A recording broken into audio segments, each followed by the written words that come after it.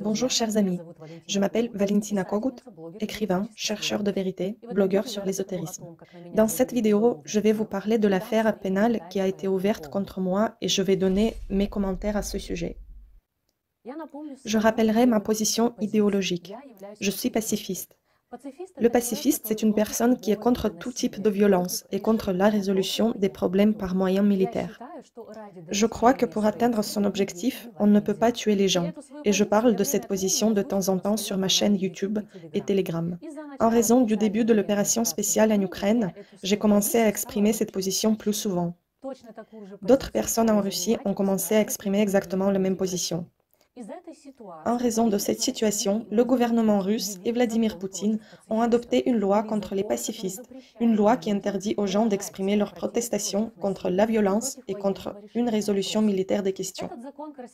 Cette loi a été joliment appelée « Discrédit des forces armées de la Russie et des actions du président », mais en la traduisant, on peut l'appeler tout court « la loi contre les pacifistes ». La loi contre les personnes qui s'opposent à toute violence et à toute forme d'action militaire. En raison du fait que j'exprime fréquemment une telle opinion sur ces choses et sur cette loi, la police m'a déjà rendu visite en octobre 2022, après quoi un procès a eu lieu. À l'issue de ce procès, on m'a condamné à payer 2 amendes pour un total de 60 000 roubles. À partir de ce moment, j'ai essayé de ne pas violer cette nouvelle loi contre les pacifistes et j'ai essayé de m'exprimer en quelque sorte plus rationnellement.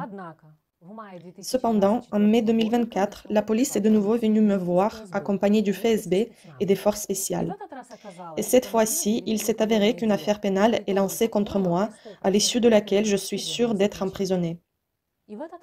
La police a également saisi tout mon équipement, mon téléphone, mon ordinateur portable, ma caméra, mes disques durs et les clés USB. Ils ont saisi tout cela pour découvrir avec qui une pacifiste, c'est-à-dire une personne ayant des intentions absolument pacifiques, conduit son activité pacifiste. Lors de la conversation avec l'enquêteur, il m'a clairement dit que je ne devais pas divulguer cette situation, que je ne devais pas parler publiquement du fait qu'une affaire pénale avait été ouverte contre moi. Il m'est strictement interdit d'en discuter ou de faire des commentaires sur cette question. Comme argument, ils m'ont expliqué que si je dévoilais cette situation, alors ma peine de prison serait plus longue et je serais condamnée sans aucune enquête. Il suffit un appel de Moscou aux enquêteurs locaux, lors duquel on leur dira de m'emprisonner sans aucune enquête, seulement parce que j'ai dévoilé cette situation. Je vais être honnête, mes amis. À ce moment-là, j'ai accepté de garder le silence et j'ai accepté de coopérer avec les enquêteurs. Cependant, je suis rentrée à la maison et tout cela m'a frappée. Pourquoi donc ça m'a frappée? Je suis handicapée depuis l'enfance. J'ai une scoliose très sévère, à cause de laquelle j'ai une grande bosse. Pour cette raison, j'ai dû régulièrement subir une intervention chirurgicale. Une épingle métallique munie de crochets a été insérée dans mon dos le long de la colonne vertébrale qui s'accrochait aux vertèbres. Cela a été fait afin de maintenir la colonne vertébrale et pour que la bosse ne se développe pas davantage. Et tout cela s'est fait au cours de 9 opérations. Au total, j'ai subi 13 opérations majeures dans ma vie. À cause de la scoliose, j'ai pratiquement perdu la vue et je suis pratiquement aveugle depuis très longtemps. Ensuite, des problèmes avec la glande thyroïde sont apparus, à cause desquels une partie de ma glande thyroïde a été coupée. La moitié de l'organe a été enlevée. Puis, il s'est avéré que je suis frappée d'un cancer. À cause de ma scoliose, de ma cécité et de mon cancer, je n'ai pas de mari, je n'ai pas d'enfant, je n'ai aucun bien. En même temps, avec toutes ces souffrances, avec toutes ces épreuves, défauts et infériorités, j'ai essayé de ne pas maigrir. J'ai essayé d'être une bonne personne, gentille et correcte. Je ne bois pas, je ne fume pas, je ne dis pas de gros mots. J'ai essayé d'être une bonne personne, gentille et serviable pour ma famille et pour les gens en général. Je n'ai pas maudit la vie, je n'ai pas maudit les gens. Et en réalité, une personne comme moi a le statut d'une sainte, car une personne qui est absolument correcte, qui a connu beaucoup de chagrin et de souffrance, mais en même temps qui n'est pas devenue mauvaise, pourrie, n'a pas maudit les autres, a le statut d'une personne vertueuse et sainte. Et quel est le résultat de tous mes efforts et souffrances, mes amis? En conséquence, il s'est avéré que je suis une ordure, qui a humilié le saint gouvernement de la Russie et le président Vladimir Poutine avec mes actes justes et vertueux et intentions pacifiques. Et c'est exactement pour cela qu'ils vont me mettre en prison finalement. pas pour les crimes ou le comportement incorrect, mais pour ma vertu, mon mode de vie juste et pour mon opinion que tout le monde devrait être en vie, en bonne santé et heureux. Et ici, mes amis, je me suis posé la question, combien encore devrais-je endurer dans la vie? Douleur constante, cécité, manque d'organes, cancer, absence d'époux, absence d'enfants, critique pour ma vertu, malédiction pour avoir sauvé certaines personnes, prison pour une idéologie complètement pacifique. Combien dois-je endurer de plus dans ma vie? Je suis déjà puni dès mon enfance et je subis des punitions bien étranges depuis 40 ans. Cependant, les gens croient que ce n'est pas suffisant et que je dois encore payer pour quelque chose. Mais en ces 40 ans, j'ai déjà sacrifié ma beauté extérieure, car mon corps n'est vraiment pas beau à cause de ma bosse. J'ai payé avec mon sang, j'ai payé avec ma vue. Je n'ai pas de biens, d'époux, d'enfants, et je risque encore de sacrifier ma liberté.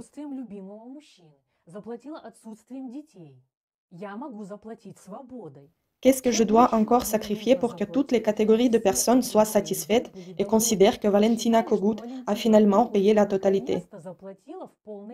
Pour qu'ils ne me jugent pas pour ma vertu et mon comportement juste. Que dois-je encore payer? Qu'est-ce que je dois encore accepter et sur quoi fermer les yeux? Combien de gifles, d'humiliations et d'insultes dois-je encore avaler? Où est la fin de mes souffrances et de mes épreuves? Je ne la vois pas. En observant ce qui se passe dans ma vie et autour de moi, il n'y a pas de fin à mes souffrances personnelles. Il faut donc la créer, parce que c'est trop pour une personne. C'est trop, et il est temps de mettre fin à tout cela. Et personnellement, j'ai une proposition pour les deux parties, pour moi et pour la partie qui s'oppose à moi. Je suggère que les deux parties arrêtent de supporter et d'accepter. Je propose à tous les deux de faire comme nous le voulons. De mon côté, je veux raconter cette histoire criminelle et pour quelles raisons on me met en prison. En ce qui concerne la partie adverse, ils veulent m'emprisonner pour le fait que j'en parlerai publiquement. Je suggère à tout le monde de faire ce qu'on veut. Ils me condamnent à une peine de prison maximale pour avoir dévoilé cette situation. Et moi, de mon côté, je vous en raconterai le maximum. Dans cette situation, les deux parties seront absolument satisfaites. Si cela vous intéresse, je vis une vie morte depuis longtemps. En raison de ma cécité, je n'ai pas la possibilité de bouger pleinement. La plupart de mon temps, je reste à la maison dans 4 murs dans une toute petite pièce. Et cela ne fait aucune différence pour moi où rester enfermé. À la maison dans une petite pièce ou en prison dans une aussi petite pièce. Mais cette fois-là, je serai contente que je n'ai pas avalé cette douleur et ces souffrances en silence, mais je les ai partagées avec les gens. Comme je l'ai déjà dit, en mai 2024, la police m'a de nouveau rendu visite et c'était le 15 mai 2024. Eh bien, les enquêteurs m'ont dit qu'ils rempliraient les documents de ma détention rétroactivement, puisque l'information sur ma détention est déjà passée dans les médias. D'après ce que j'ai compris, les informations sur les fouilles chez moi et sur ma détention sont passées dans les médias le 13 mai 2024. Mais en réalité, la police est venue chez moi le 15 mai. Par conséquent, mes amis, si vous voyez dans les médias que j'ai été détenue le 13 mai, c'est du mensonge. Ils sont venus chez moi le 15 mai 2024. Comme je l'ai déjà dit, ils ont saisi tout mon équipement informatique et m'ont amené au poste de police. Là, ils m'ont proposé un avocat qui était un avocat de leur choix. Puisque j'ai les capacités de voir le monde des anges, le monde invisible et de demander les choses qui m'intéressent, j'ai demandé à mon ange, pourquoi m'ont-ils proposé cet avocat? Mon ange, qui s'appelle Semargl, m'a répondu, c'est un professionnel pour justifier les criminels. C'est pourquoi il t'a été proposé. Selon la loi, j'ai le droit à un avocat gratuit et il m'a été proposé. Mais cet avocat proposé m'a dit que si je voulais qu'il s'occupe mieux de mon affaire, qu'il fasse un travail de qualité, il faudrait que je lui paye une certaine somme d'argent. Et cette somme est 70 000 roubles. Nous avons signé un accord et j'ai payé ces 70 000 roubles. Mais j'ai eu certains soupçons car je n'ai pas aimé certaines tournures de ces phrases. Et puisque je suis une chercheuse de vérité et j'étudie les criminels, j'y ai fait tout de suite attention et posé la question à mon ange. Quelle est la tâche de cet avocat envers moi? A-t-il une tâche cachée contre moi? Mon ange Semargle m'a répondu: sa tâche est de te saigner à blanc. Et mon ange avait raison.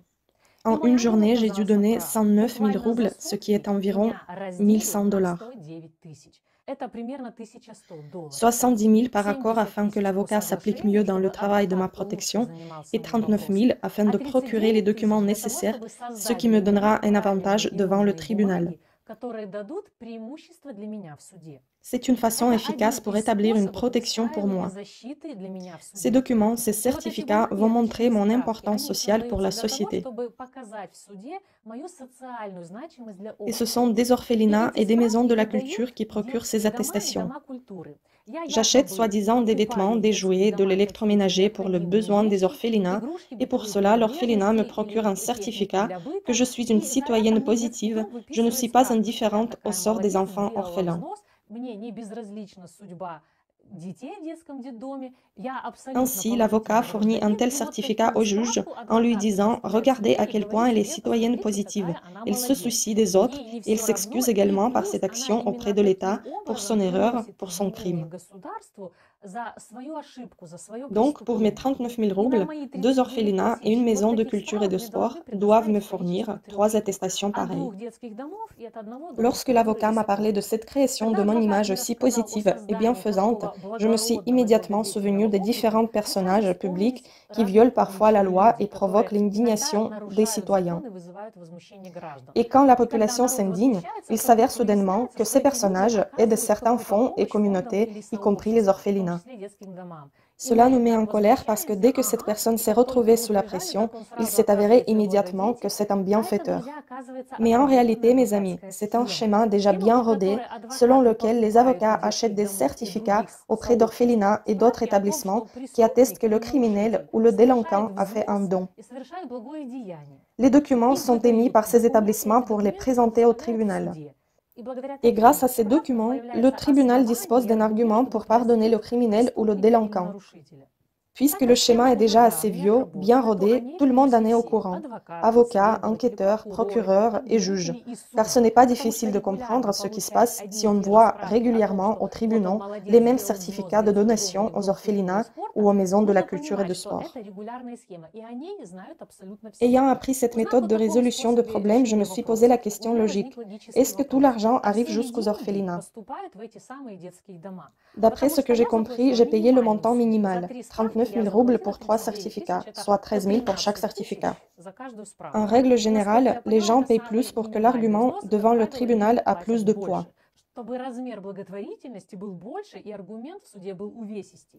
En même temps, je comprends que si tout cet argent atteignait les orphelinats, ce serait déjà des palais de luxe.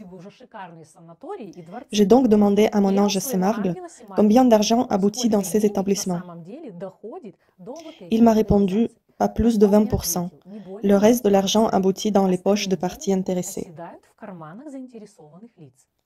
Quand l'avocat m'a proposé cette méthode de confirmation de mon importance sociale, je lui ai dit que j'avais déjà beaucoup de mérite devant l'État et la société. J'ai déjà beaucoup d'actions socialement significatives. J'ai sauvé beaucoup de personnes. J'ai changé la vie à beaucoup de personnes. J'ai déjà élevé de nombreux enfants et adolescents. Ils sont devenus meilleurs. Je les ai aidés dans la vie. J'ai donné beaucoup de conseils vitaux aux gens. J'ai déjà beaucoup de contributions socialement importantes à l'État et à la société. Vous n'avez pas besoin d'inventer quelque chose de nouveau et vous n'avez pas besoin de tricher et de dessiner des certificats fictifs. À quoi l'avocat a répondu que nous ne savons pas comment enregistrer les témoignages de vos abonnés qui peuvent confirmer votre influence sur leur vie. Nous allons donc agir par la méthode sûre et approuvée, où il y a de l'argent. Et en fait, mes amis, je ne suis pas contre une telle résolution du problème. Cela ne me dérange pas de contribuer aux orphelinats et aux maisons de la culture, mais avec une nuance.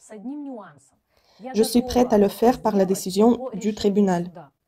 Si le juge décide que j'ai vraiment infligé des dommages irréparables à l'État et s'il décide que je dois payer une amende en tant que punition en faisant une donation aux orphelinats et dans les maisons de la culture, ce serait vraiment une action jolie, digne et bienveillante. и компенсировать государству моральный ущерб. Это сделать благотворительные взносы в детские дома и в дома культуры в размере определенной суммы. Вот когда это вот так, вот это было бы очень красиво, благородно и достойно. Когда я это действие совершила бы по решению суда. À ce moment-là, je n'aurais pas protesté du tout. Mais quand ils me disent que je dois faire ma belle apparence vertueuse devant le juge en jouant la gentille qui aide les orphelinats et les maisons de la culture, c'est une histoire un peu différente. Parce que ce ne sont pas mes propres bonnes actions. Je suis forcée à faire ces bonnes actions. Mais mes vraies actions, elles sont sur mon canal et dans mes livres. Ce sont mes vrais mérites, réels, vivants, et ce sont des histoires vécues.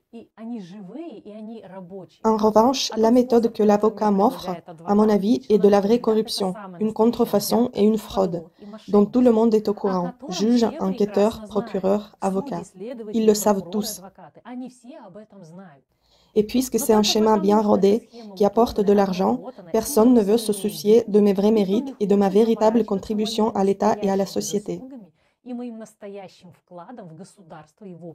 De plus, mes amis, ils auront une raison de me garder sur un crochet à l'avenir.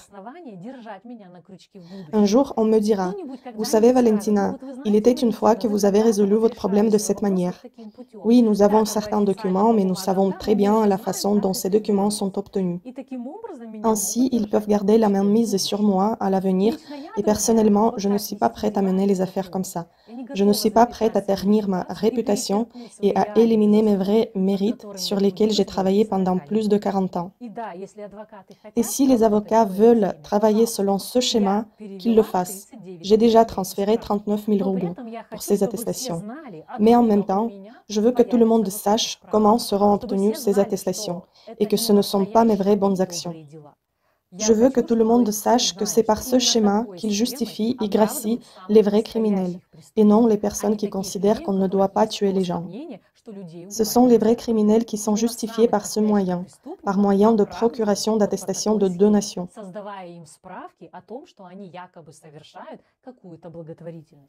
De plus, les orphelinats, de leur côté, ne reçoivent pas cet argent entièrement. Par intérêt, j'ai demandé à mon ange Semargle. L'avocat est-il si mercantile par lui-même et tellement intéressé par l'argent? À quoi mon ange a répondu que c'est le colonel qui lui fixe ses tâches. Je n'ai pas cherché à savoir quel colonel, mais je suis certaine que si vous y êtes intéressé, vous le découvrirez facilement. Quant à mes outils informatiques saisis, on m'a dit qu'ils seront très probablement détruits par la décision du tribunal. Selon eux, mon matériel informatique est l'instrument de crime avec lequel j'ai effectué des dommages irréparables à l'État. En plus des enquêteurs, j'ai également été interrogée par les officiers du FSB. Et pendant l'interrogatoire, ils se sont conduits d'une façon assez intéressante. Comme je l'ai déjà dit, j'ai été détenue pour avoir discrédité l'armée russe. Cependant, qu'est-ce qui intéressait les agents du FSB d'après vous? Eh bien, ils m'ont demandé pourquoi dans mes vidéos, je condamne les actions des élites juives et si je ne pense pas que mes déclarations peuvent offenser les élites juives. Les élites juives peuvent être gentilles quand même, et mes déclarations peuvent leur faire du mal. À quoi ma réponse était « Oui, c'est peut-être le cas, mais à ce moment-là, j'étais totalement choquée. » Le service de sécurité russe s'inquiète de la sécurité des élites juives et d'Israël. Et durant tout l'interrogatoire, les agents du FSB de la Russie ne m'ont posé aucune question concernant la sécurité de la Russie. Est-ce que je prépare des attaques terroristes? Est-ce que je me lance dans un terrible complot avec quelqu'un? Est-ce que je planifie des événements de groupes dangereux? Le FSB de la Russie ne m'a rien demandé sur la sécurité de la Russie. Toutes les questions étaient strictement sur les sentiments tendres et fragiles des élites juives et d'Israël. Je vous rappellerai, mes amis, mon histoire des jugements des élites juives. Il y a quelques années, j'ai eu une question sur le conflit en Ossétie du Nord. Il était clair pour moi que la Russie, en cas de conflit, peut entrer sur le territoire de notre État et aider à résoudre ce conflit. Mais ce n'était pas clair pour moi pourquoi la Russie, au cours de cette intervention, veut récupérer une partie des territoires. Et quand j'ai eu cette question, je l'ai posée à mon ange Semargle. Pourquoi la Russie avait-elle besoin de prendre les territoires? Nous avons tellement de terres que le Kremlin et le gouvernement n'arrivent pas à gérer, ils n'arrivent pas à avoir de l'ordre sur les terres que nous avons déjà. Pourquoi prendre encore des territoires supplémentaires? Mon ange Semargl m'a ensuite répondu: ils ne se les prennent pas pour eux-mêmes. Le Kremlin s'empare de ces terres pour d'autres personnes, pour des élites. Le temps est passé et le conflit militaire entre la Russie et l'Ukraine a déclenché. Soi-disant, la population russe en Ukraine est opprimée et la Russie envoie ses troupes. Et ce moment était également clair pour moi, mais je ne comprenais pas, encore une fois, pourquoi la Russie reprend à nouveau les terres lors de cette intervention. J'ai de nouveau posé une question à mon ange Semargl. Pourquoi la Russie reprend ces terres si elle a tant de problèmes dans la gestion de ces terres déjà existantes? Semargl a donné exactement la même réponse. Le Kremlin ne prend pas ces terres pour lui-même. Il obéit à l'ordre des élites juives. Ce sont les élites juives qui ont ordonné au Kremlin de s'emparer de ces terres pour eux. Et c'est à partir de ce moment qu'une série de vidéos d'enquête sur les élites juives et Israël sont apparues sur ma chaîne YouTube, dans lesquelles j'ai essayé d'une manière ou d'une autre de raconter cette situation. Et toutes ces enquêtes, mes amis, qui ont été menées sur la base des paroles des anges, pourraient facilement être qualifiées d'un conte fantastique, jusqu'au jour où les agents du FSB russe en ont fait la preuve. Lors de mon interrogatoire, ils se préoccupaient du bien-être d'Israël et des tendres sentiments des élites juives, et non de la sécurité de la Russie. Et comme je vous l'ai déjà dit, mes amis, j'ai été arrêté pour avoir discrédité l'armée russe ou les actions du président de la Russie. Ils expliquaient que dans certaines vidéos, je viole précisément cette loi, mais en regardant ces vidéos, je n'ai pas trouvé un seul mot sur l'armée russe ou des jugements négatifs sur les actions du président dans le cadre de l'opération militaire en Ukraine. En revanche, savez-vous ce qu'il y a dans ces vidéos? La condamnation des élites juives.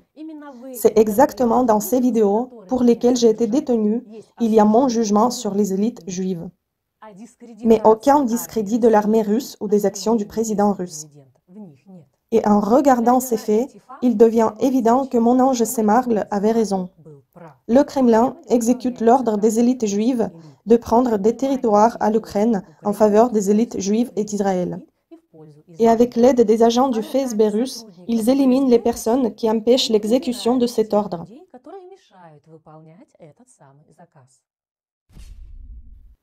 Mes amis, je ne sais pas comment mon histoire va se dérouler ensuite. Il est très probable que l'avocat refusera de me défendre.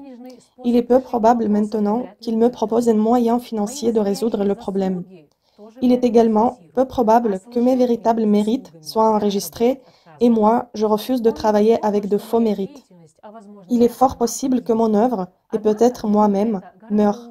Mais pour moi, c'est bien mieux que d'accepter silencieusement la douleur et la souffrance. C'est mieux que de se rendre en silence au tribunal, de résoudre le problème selon le schéma de corruption où tout le monde a profité, a gagné de l'argent sur ma tragédie, après quoi je serai condamné à une peine de prison d'1 an à 5 ans. Ils détruiront en silence tout mon équipement informatique avec tout le matériel que j'ai collecté. Ils mettront dans leur poche l'argent que vous m'envoyez pour mes recherches et tout le monde oubliera tout simplement Valentina Kogut. Tout cela ne me convient pas. Je ne suis pas prête que toute ma douleur et ma souffrance s'oublient dans le silence. Ma douleur et ma souffrance sont encore aggravées par cette incohérence de la punition et de mon soi-disant crime. Premièrement, je n'ai commis aucun crime, car considérer qu'on ne doit pas tuer les gens, ce n'est pas un crime, nulle part dans le monde. Seulement en Russie, cela a été reconnu comme un crime. Deuxièmement, la punition ne correspond pas du tout à ce crime inventé. S'il est considéré dans le pays qu'une personne ne devrait pas exprimer une opinion particulière, alors la punition doit présenter à peu près ceci. Le citoyen reçoit une amende sur gosuslugi.ru où il est écrit « Chers citoyens, vous avez exprimé votre opinion ici à cette minute-là. Votre amende s'élève à ce montant-là.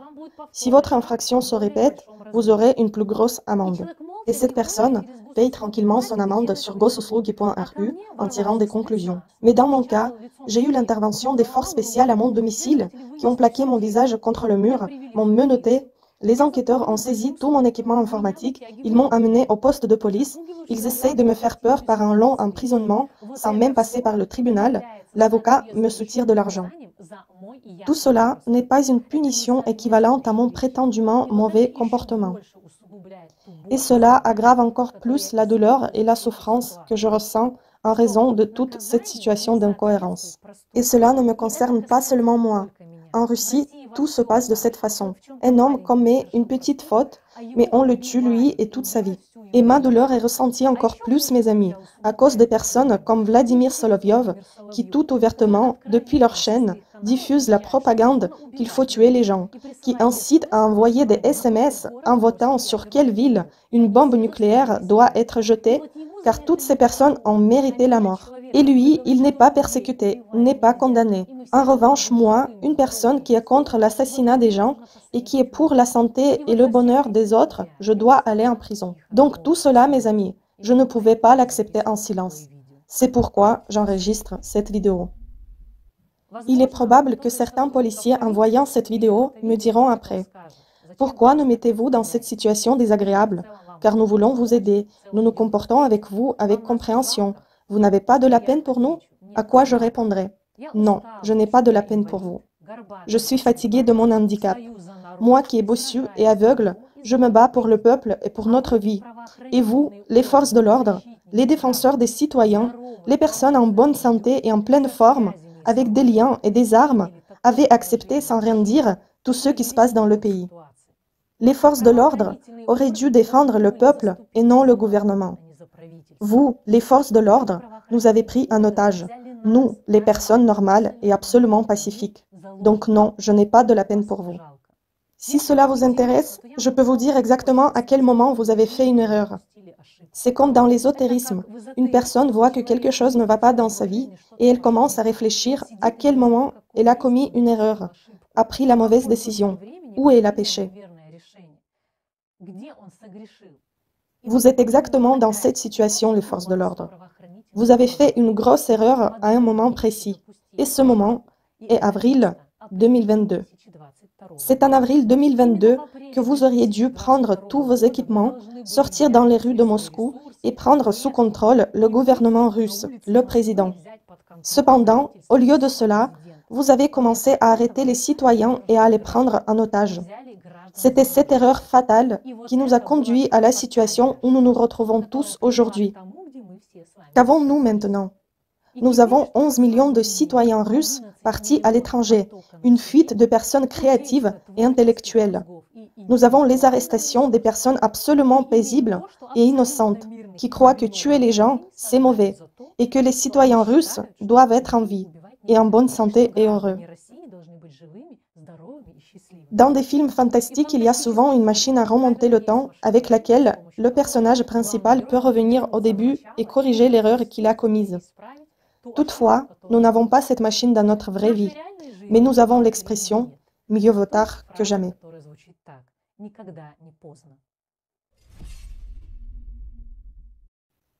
Moi, personnellement, mes amis, je n'ai aucune illusion sur mon sort. Je me souviens du sort de Nemtsov, de Fourgal, de Navalny, et je comprends parfaitement bien que si le côté adverse reste sur sa position, alors il ira jusqu'au bout. Et je vois que tout le monde, eux et moi, restent sur sa position. Comme je l'ai déjà dit, en premier lieu, je ne suis plus prête à supporter ma souffrance silencieusement. Et en deuxième lieu, je veux que le gouvernement russe entre dans l'histoire en tant que tueur de personnes saintes, personnes vertueuses et justes. Dans le passé, l'Europe est entrée dans l'histoire en tant que tueuse de belles femmes, et la Russie entrera dans l'histoire en tant que tueuse de personnes saintes, c'est-à-dire les personnes justes, vertueuses et bienveillantes. L'Europe a tué de belles personnes de l'extérieur, et la Russie tue de belles personnes de l'intérieur. Et sincèrement, je ne sais pas pourquoi la Russie et l'Europe sont en conflit. Pour moi, elles font un couple idéal. Elles se sont bien trouvées. Quant à moi et à mon activité, comme je l'ai déjà évoqué, je n'ai pas d'illusion sur mon sort et il est peu probable que ma position exprimée dans cette vidéo reste sans conséquence. Ma mort est tout à fait possible, soit la mort de mon activité, soit ma mort physique. Et ici, les amis, il est très important de savoir que vous ne devrez pas avoir de regrets à ce sujet. À ce que je sache, il prépare ma mort éthérique ou physique en août 2024. C'est le mois de sacrifice. Ce mois-ci, sacrifier une personne sainte, c'est le meilleur sacrifice qui puisse être pour eux. Et si mon activité était condamnée ou si ma mort physique survenait, vous ne devriez en aucun cas être contrarié à ce sujet, car vous devriez savoir que pour moi, une personne handicapée, bossue, aveugle, qui éprouve des douleurs insupportables tous les jours, la mort est vraiment une délivrance de la souffrance. La mort pour moi est la liberté et l'élimination de la souffrance. Et vous ne devez pas vous rendre triste ou vous inquiéter que Valentina Kogut est malheureuse. Vous devez savoir que Valentina s'est enfin libérée du tourment qu'elle a vécu toute sa vie. Au cours de mon activité, j'ai réussi à trouver et à vous transmettre le plus important. J'ai eu le temps de faire pour les gens l'essentiel. Bien sûr, il me reste encore quelques petites enquêtes et si j'en ai l'occasion, si je ne me retrouve pas en prison avant le procès, j'essaierai de vous en parler.